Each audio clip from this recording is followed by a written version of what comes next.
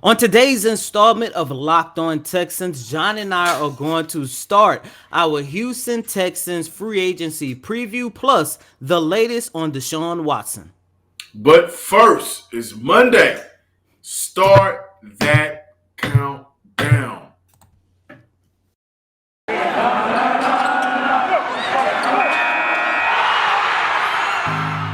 You are Locked On Texans, your daily Houston Texans podcast. Part of the Locked On Podcast Network, your team every day.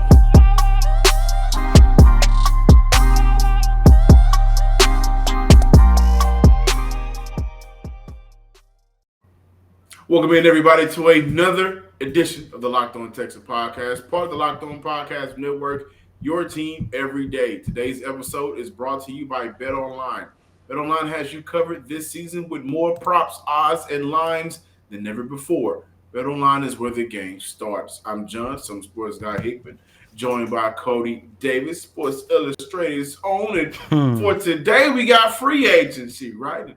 It's kicked off for the Houston Texans. They brought back some players, signed a player, offensive tackle, so that'll be a part of today's discussion. However, there's no way we were going to open this show and not talk about Deshaun Watson, the imminent trade that will be happening soon. And the latest on Deshaun Watson really will kick off with this past Friday, where he was not indicted on criminal charges. This opened up the floodgates for the Houston Texans to officially start taking calls on a trade. Now, one thing that I want to mention before we actually talk about what's going on with Deshaun Watson is this. And Cody, I'm pretty sure this is already on your mind as well. No trade is happening unless Deshaun Watson waives his no trade clause, right? And so what Houston is doing at this time, they are allowing they're granting permission for Deshaun Watson to talk to teams that are interested in him. That's number one.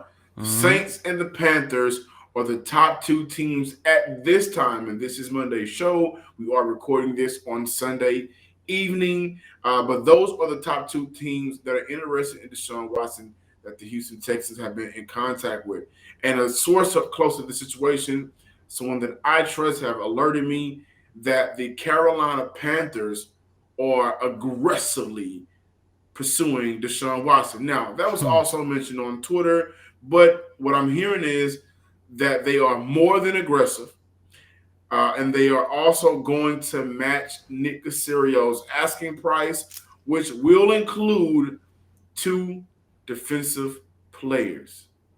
Cody, Deshaun Watson should be out of the door within the next 24 to 48 hours. At least I think so.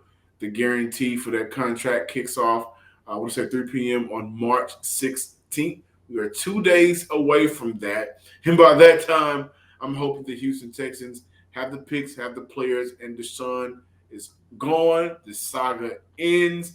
We can really start the jump start to the rebuild and look forward to the future. But what is your take on the information with Deshaun Watson so far?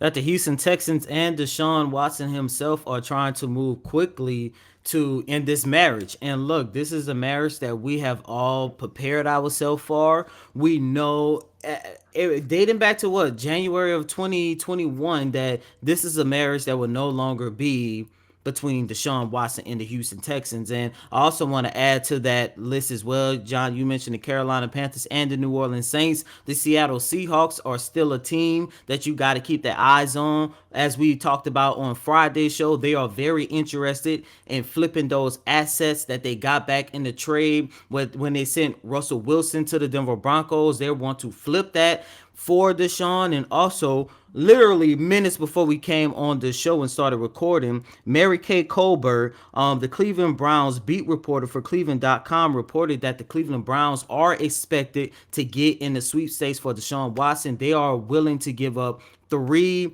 draft picks along with Baker Mayfield and other additional players. And that's pretty interesting because, John, I remember, throughout the season, you and I talked about the possibility of, what about flipping Deshaun Watson for Baker Mayfield? But, John, look, we said everything about this whole Deshaun Watson situation. It's only a matter of time at this point. And for those of you who are still trying to hold on hope that Deshaun Watson might change his mind, it's over. The fact that the Houston Texans on yesterday came out and decided to grant Deshaun Watson permission to talk to these teams, and they have to work hand in hand in this because, John, as you just alluded to, and everyone already knows that Deshaun has a no trade clause, and it really doesn't matter what teams offer the Houston Texans. They are not going to move forward unless Deshaun Watson says so.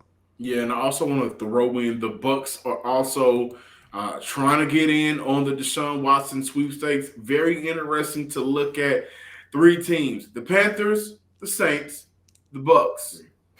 It's that time of year where a lot of people may have given up on their New Year's resolutions, but not this year, guys. Stick with it. Stick with me. Let's all be in this thing together. And I understand it. Sometimes when you're trying to eat right and work out and lose weight, it can get very boring about a second or third week. You are really not that into it anymore. But I'm sticking to my resolution this year by eating right, eating healthier, thanks to Built Bar. Listen, I got it. I get it. Everybody has a sweet tooth. And that's what I like about Built Bar the most. Covered in 100% chocolate. You have a lot of different flavors to choose from, like the cinnamon churro or the coconut marshmallow or the banana cream pie. And they're all covered in 100% real chocolate. Did I mention it already? Most Built Bar contains 130 calories, 4 grams of sugar, 4 net carbs, and 17 grams of protein, which is a whole lot better than those candy bars. It usually carries around 240 calories, 30 grams of sugar, and a dozen of those nasty net carbs, right? So go to Build.com, use promo code LOCKED15 and get 15% off your order. Use promo code LOCK15 for 15% off at Built.com.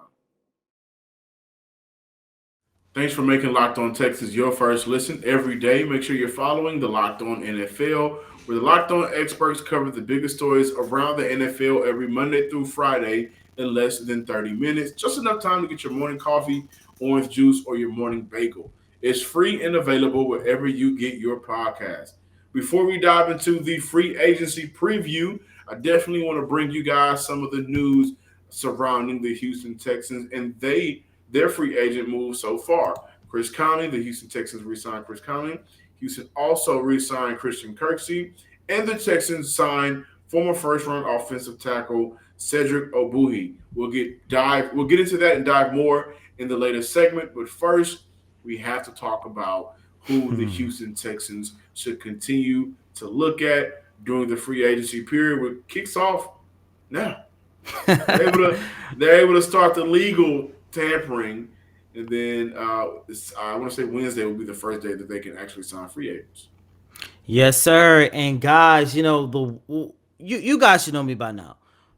I'm all about the Texans improving this run game prior to the 2022 season. And yes, I understand the Texans, they will probably benefit more going out and draft a running back.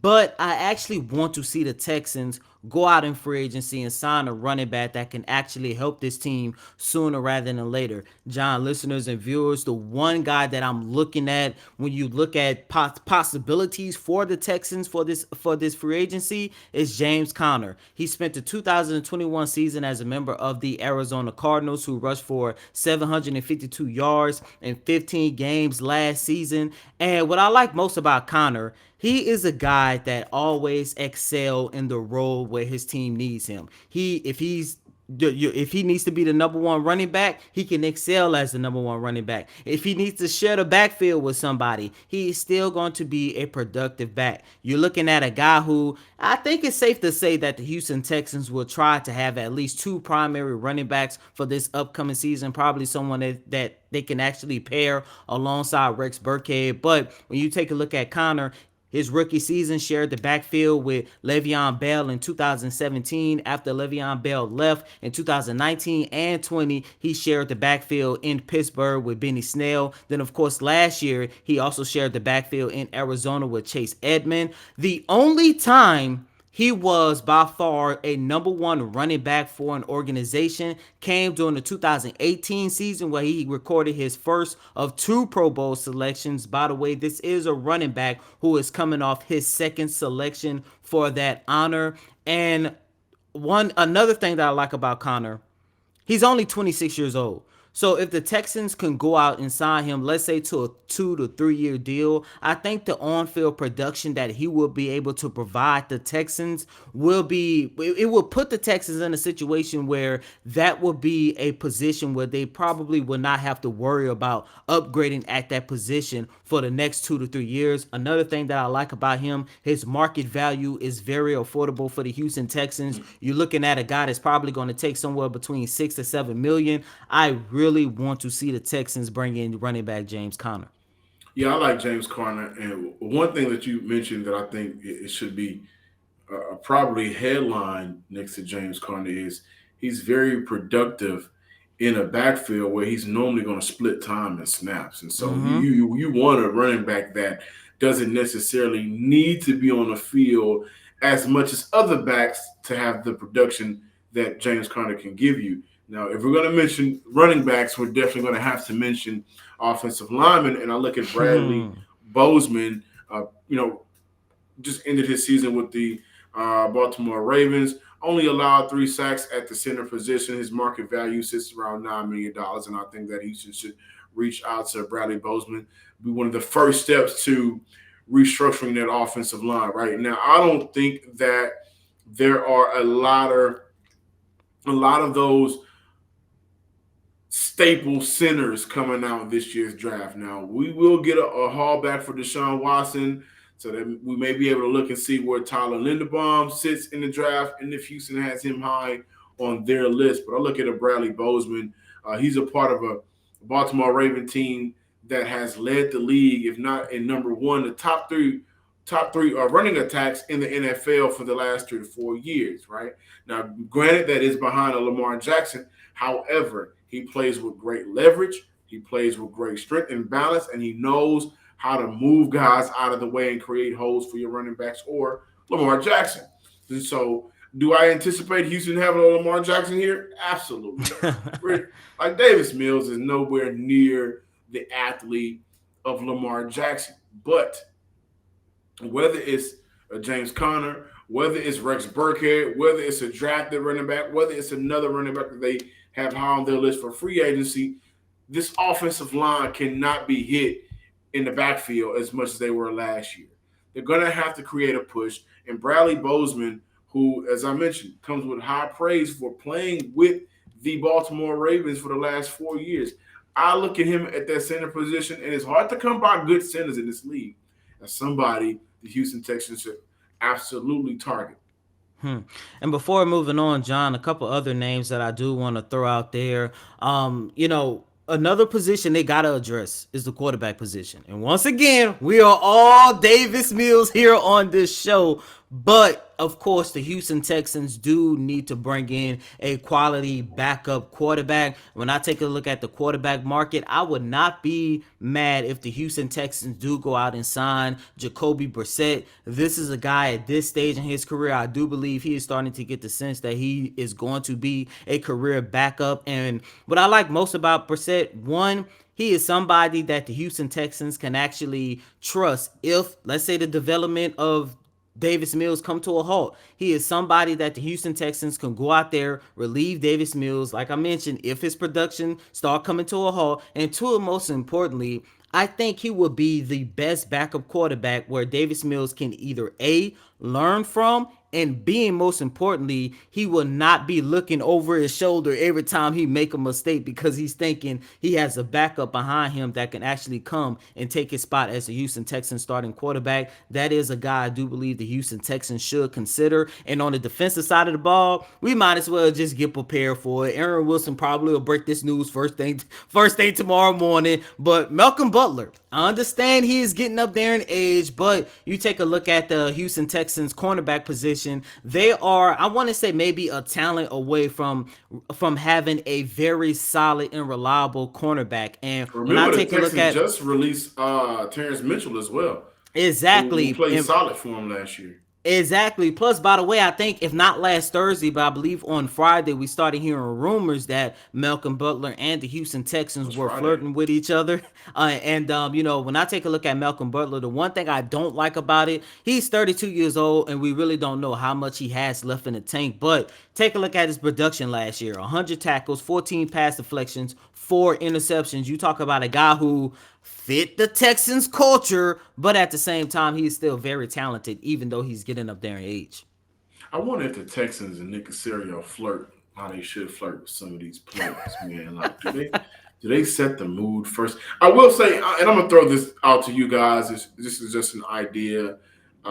With the Houston Texans re-signing Chris Conley, I still think that their wide receiver room needs some work. The draft is there, and so there's no telling how Houston is prioritizing that position. But I look at a player like Juju Smith-Schuster, who won't be Whoa, expensive. really? And I'll tell you why. Juju is a player that can play inside and out. Juju, especially after coming off the year that he had in Pittsburgh, very underwhelming. And I'll look up his stats while I'm talking. But he's a player that will not cost a lot of money, man. When we look at his salary for last year, he did sign that 1 year deal worth $8 million, a signing bonus of $7 million. His salary was $8 million, and so I look at him as a free agent for a reason. They didn't believe that he was worth bringing back, and that's okay for a team like the Pittsburgh Steelers. And last year, after he suffered an injury last year, so he only had 129 yards on 15 catches. The year before that, in 2020, 97 catches, 831 yards. The year before that, 42 catches, 552 yards. And then that one big year for 111 catches for 1,400 yards. He is a volume guy. The best you're going to get out of Juju Smith is when he has the ball. He's getting a lot of catches, and I get that. But he's still very young, right?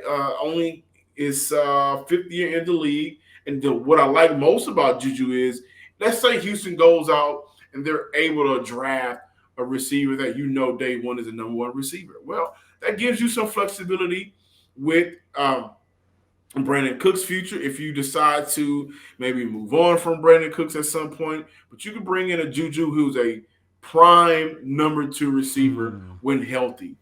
And we still have a lot of hopes and high praise for Nico Collins. But Houston can't go into this season with a lackluster receiving group. I don't think that they will. I think they address it. And Juju is a player that it will come very cheap. Just an idea, no speculation there. But money-wise, it makes sense. Don't get me excited, John. I will love Juju here in Houston, but I think Would you follow him on TikTok? yeah, I was about to say, and I don't want to sound like one of the old heads here, but I think Juju will probably go to a team where he have a better opportunity to build his brand. But to that argument, what I would say, I think that would fit the Texans a lot because one, it would give him an opportunity and give him a reason to go out there and showcase that he can be that a team's number one receiver. Because remember, during his time in Pittsburgh, there was a lot of questions surrounding Juju and whether or not he could be a team number one receiver. And I think he would have a very good chance here in the city of Houston. So, I mean, I would love Juju. He's affordable.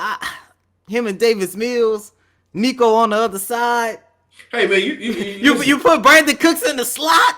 Above all that, you put Juju in them HEB commercials, man, and they definitely need to recruit. They need to go out and recruit their HEB commercial. I think the only guy that's still on the HEB roster is Justin Reed, and he's about to be gone in the next 48 hours. So we're gonna see how that works out. But it's that time of year. It's college basketball tournament. It's finally upon us. March Madness.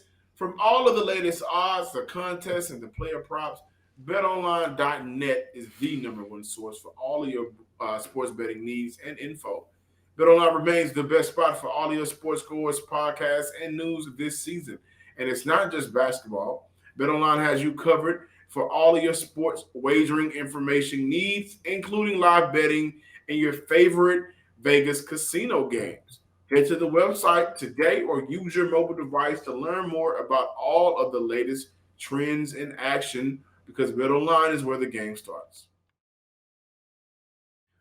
Thanks for making the Locked On Texans your first listen every day. Now make your second listen Locked On NFL. Ryan Tracy and former NFL cornerback Eric Crocker bring the NFL draft to life every day with insight and analysis on college football prospects and NFL front offices.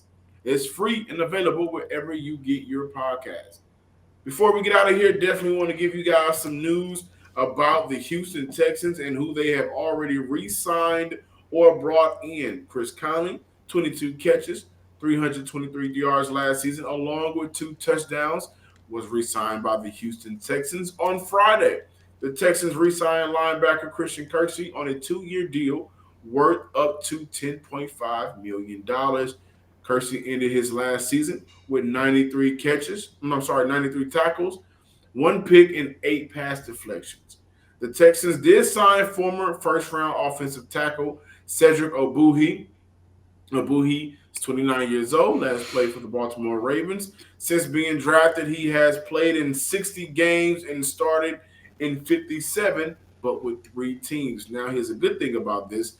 Bringing in Ogbuehi, he will be partnered with offensive line coach Warhop, play for him in Jacksonville. So there is some connection there, some familiarity, and I'm pretty sure that they saw the tape and understood that Charlie Heck could not return back as a tackle for the Houston Texans. Moving forward, Cody, we're looking at a couple of guys on the Houston Texans roster right now. They definitely still want to get a deal done with Desmond King. We're looking at a Kamu Grugier-Hill. Houston has spoke highly about Justin Reed and possibly making sure that they can keep him in Houston. Any players you're suspecting that the Houston Texans will knock out and have a deal done shortly? I do want to add this to the list as well. The Texans are in talks with Jacob Martin. There's a possibility that they can bring him back. And the Houston Texans also re-signed Jeff Driscoll, the former quarterback, now tight end. But that's neither here or there. John, you hit the nail on the coffin with, the guys that we would like to see the Houston Texans bring back, especially Kamu Grugier-Hill. And, of course, I think at the top of everybody's wish list, which I still don't know whether or not it's a possibility, them reuniting with Justin Reed. But, the start of this free agency for the Houston Texans as of right now, I would say Christian Kirksey was a big win for them. Yes. Not only was he very productive on the field, he fit perfect in Lovie Smith Tampa 2 defense. Not only that, he is a leader in the locker room. And he's one of the guys that kind of helped steer this franchise back in a positive direction last season. And we know how bad the 2021 campaign was for the Houston Texans, both on and off the field. And it's finally seemed like we are starting to get out of that nightmare. The only signing / re-signing that I did not like is Chris Conley. John, we just talked about, Conley. We did not want to see that signing only because he was not that productive last season. I think right off the top of my head, if I'm not mistaken, he only had, I think, 80 more receiving yards than Danny Amendola, and Amendola missed half the season.